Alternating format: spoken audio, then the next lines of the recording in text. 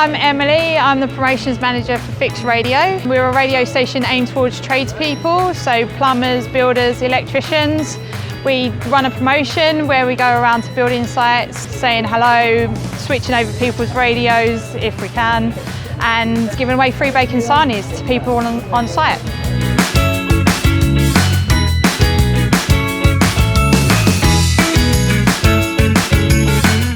The Butty Tour is a promotion that we're running all year. We go around to at least 5 building sites a day, either pre-organised or just going around circulating the streets, pulling over, chatting to people, explaining to them what the radio station is all about, giving them free food on the job, which guys always love, and just getting the message across that we're a radio station aimed towards tradespeople with great banter.